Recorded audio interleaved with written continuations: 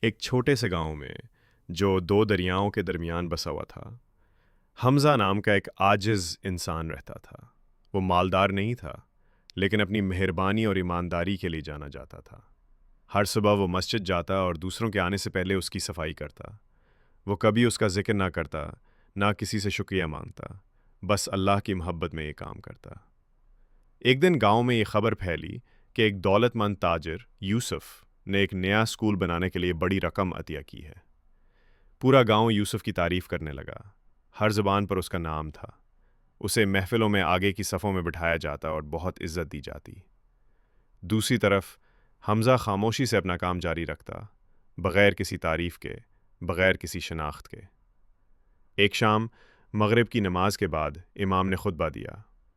انہوں نے فرمایا، رسول اللہ صلی اللہ علیہ وسلم نے فرمایا، اعمال کا دار و مدار نیتوں پر ہے، اور ہر انسان کو وہی ملے گا جس کی اس نے نیت کی۔ بخاری و مسلم۔ یہ الفاظ گاؤں کے لوگوں کے دلوں کو چھو گئے۔ اسی رات یوسف امام کے پاس آیا۔ اس نے اعتراف کیا، میں نے یہ رقم اس لیے دی تاکہ لوگ میری تعریف کریں۔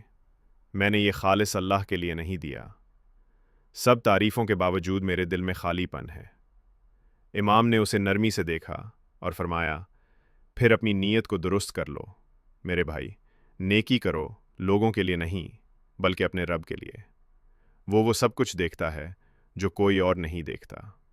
یوسف نے اس نصیحت سے متاثر ہو کر اپنی زندگی بدل لی۔ وہ عطیہ دیتا رہا، مگر خاموشی سے، نہ کوئی اعلان، نہ نام کی تختی، بس خفیہ صدقہ۔ وقت گزرتا گیا، لوگ یوسف کو کم یاد کرنے لگے، لیکن اللہ اسے زیادہ یاد کرنے لگا۔ ایک صبح کچھ مسافر مسجد آئے۔ وہ اجنبی تھے اور کئی شہروں سے گزر کر آئے تھے۔ انہوں نے کہا، ہم نے اس مسجد کے بارے میں سنا جو ہمیشہ صاف اور خوش آمدیدی ہے۔ ہم اس شخص سے ملنا چاہتے ہیں جو اس کا خیال رکھتا ہے۔ گاؤں والے ایک دوسرے کی طرف حیرت سے دیکھنے لگے، یہاں تک کہ ایک چھوٹے لڑکے نے حمزہ کی طرف اشارہ کیا۔ یہ وہی ہیں جو روزانہ مسجد صاف کرتے ہیں۔